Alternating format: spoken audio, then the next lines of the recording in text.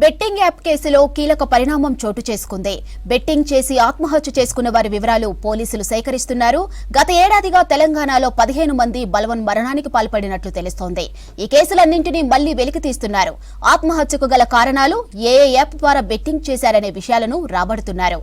నిర్వాహకులు, ప్రమోటర్లను నిందితులుగా చేర్చే ఛాన్స్ కనిపిస్తోంది. బెట్టింగ్ యాప్ కేసులో కీలక పరిణామం చోటు చేసుకుంది. బెట్టింగ్ చేసి ఆత్మహత్య చేసుకున్న వారి వివరాలు పోలీసులు సేకరిస్తున్నారు. గత ఏడాదిగా తెలంగాణలో 15 మంది బల్వన్ మరణానికి పాల్పడినట్లు తెలుస్తుంది. ఈ కేసులన్నింటినీ మళ్లీ వెలుగు తీస్తున్నారు. ఆత్మహత్యకు గల కారణాలు ఏ యాప్ ద్వారా బెట్టింగ్ చేశారనే విషయాలను రాబడుతున్నారు. నిర్వాహకులు, ప్రమోటర్లను నిందితులుగా చేర్చే ఛాన్స్ కనిపిస్తుంది. ఇక ఇదే విషయంపై మరింత సమాచారం అజయ్ అందిస్తారు. అజయ్, బెట్టింగ్ కు గుబలైన వారి వివరాలు పోలీసులు సేకరిస్తున్నట్లు తెలుస్తుంది. అప్డేట్స్ ఏంటి? ఇరు తెలుగు రాష్ట్రాల్లో ప్రస్తుతం సంచలనంగా మారిన బెట్టింగ్ యాప్స్ ప్రమోటర్లు కావచ్చు, బెట్టింగ్ యాప్స్ సంబంధించి కేసులకు సంబంధించి పోలీసులు దూకుడు పెంచారని చెప్పాలి. ఇప్పటికే హైదరాబాద్ పంజాగుట్ట పోలీస్ స్టేషన్ పరిధిలో 11 మంది ఇటు యూట్యూబర్లు, ఇన్ఫ్లుయెన్సర్లు సోషల్ మీడియా వేదికగా బెట్టింగ్ యాప్స్ లో పెట్టుబడులు పెట్టాలి అంటూ ఇన్ఫ్లుయెన్స్ చేసిన ఇన్ఫ్లుయెన్సర్ల పైన దాదాపు 11 మంది పైన పంజాగుట్ట పోలీస్ స్టేషన్ లో కేసు నమోదైన విషయం తెలిసిందే. దాని తర్వాత మియాపూర్ పోలీస్ స్టేషన్ లో ఇటు బడా హీరోలు, హీరోయిన్లు, యాక్టర్లతో పాటు మళ్ళీ అక్కడ కూడా యూట్యూబర్లు, ఇన్ఫ్లుయెన్సర్లు అక్కడ 25 మంది పైన.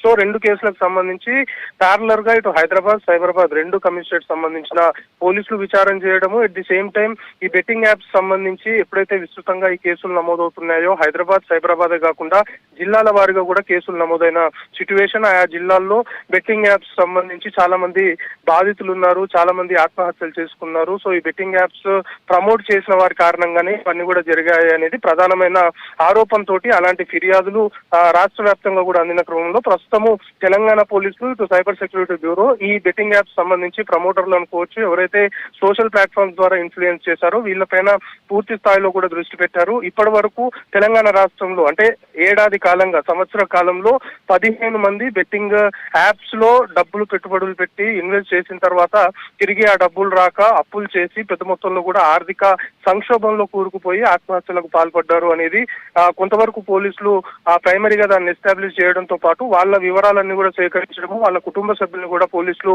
అప్రోచ్ అవుతున్నారు. ఎందుకంటే ఇందులో టెక్నికల్ గా ఎవిడెన్స్ ఎస్టాబ్లిష్ చేయడము అనేది కొంతవరకు పోలీసులు చాలా క్రూషియల్ గా ఈ కేసులకు సంబంధించి భావిస్తున్నారు. ఎందుకంటే ఒక వ్యక్తి బెట్టింగ్ యాప్ లో పెట్టుబడులు పెట్టి బెట్టింగ్ యాప్ కారణంగానే మృతి చెందాడు, అది కూడా ఇన్ఫ్లుయెన్స్ అయ్యి బెట్టింగ్ పెట్టాడు అనడానికి ఆ ఏ యాప్ ద్వారా అది ఇన్ఫ్లుయెన్స్ అయ్యాడు అనేది కూడా ఎస్టాబ్లిష్ చేయాల్సి ఉంటుంది. కాబట్టి సో వాళ్ళ ఫ్యామిలీకి సంబంధించిన వాళ్ళతో అంటే ఈ 15 మంది ఏడాది కాలంలో ఎవరైతే మృతి చెందారో వాళ్ళకి సంబంధించిన డీటెయిల్స్ అన్ని కూడా ప్రస్తుతం తెలంగాణ పోలీసులు తీసుకుంటున్నారు. వాళ్ళ ఫ్యామిలీ మెంబర్స్ ను అప్రోచ్ అవడంతో పాటు ఏ రకంగా బెట్టింగ్ యాప్స్ లో మోసపోయాడు, ఎంత మేరకు ఆర్థికంగా ఇబ్బందులు తలెత్తాయి, ఆ విషయాలు అప్పుడు ఆత్మహత్యకు ముందు ఏ విధంగా షేర్ చేసుకున్నాడో, ఒకవేళ అవన్నీ కూడా షేర్ చేసుకున్నాడా లేదా, ఇలాంటి క్రెడిబుల్ ఇన్ఫర్మేషన్ సేకరించడంతో పాటు ముఖ్యంగా ఏ బెట్టింగ్ యాప్స్ వల్ల ఈ విధంగా ఆత్మహత్యలకు పాల్పడ్డారు అనేది చాలా ఎవిడెన్స్ సేకరించాల్సి ఉందని పోలీసులు భావిస్తున్నారు. ఎందుకంటే ఇప్పుడు నమోదవుతున్న కేసులన్నిటికి సంబంధించి వన్స్ న్యాయస్థానానికి ముందు వెళ్ళిన తర్వాత ఎవిడెన్స్ అన్నిటిని కూడా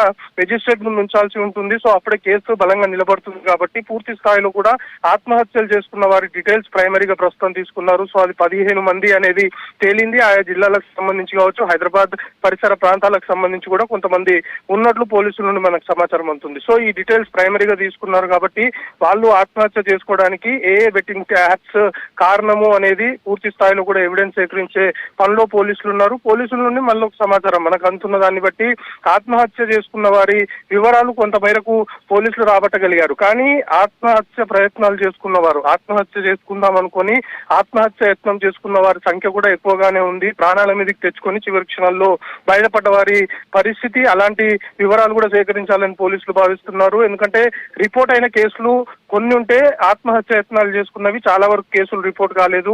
అలాంటి వాటిపైన దృష్టి పెడుతున్నాము అనేది పోలీసులు చెప్తున్నారు. సో ఓవరాల్ గా బెట్టింగ్ యాప్స్ సంబంధించి ఈ మహమ్మారిని ఎట్టి పరిస్థితుల్లో పూర్తి స్థాయిలో ప్రజల్లో ఈ బెట్టింగ్ యాప్స్ సంబంధించి అవేర్నెస్ తీసుకురావాలని పోలీసులు భావిస్తున్న క్రమంలోనే చాలా సీరియస్ గా, చాలా దూకుడుగా ముందుకెళ్తున్నామని చెప్తున్నారు. సో ప్రస్తుతానికి నమోదైన కేసుల వాటికి అన్నిటికి సంబంధించి మాత్రము ఒక సంవత్సర కాలంలో తెలంగాణ రాష్ట్ర వ్యాప్తంగా 15 మంది బెట్టింగ్ యాప్స్ బారిన పడి ఆత్మహత్యలు చేసుకున్నట్లు మాత్రం ప్రైమరీగా పోలీసులు కొంతమేరకు ఎస్టాబ్లిష్ చేసిన సిచ్యువేషన్ ఈ కేసులో ప్రస్తుతం నెలకొంది. మాదిరి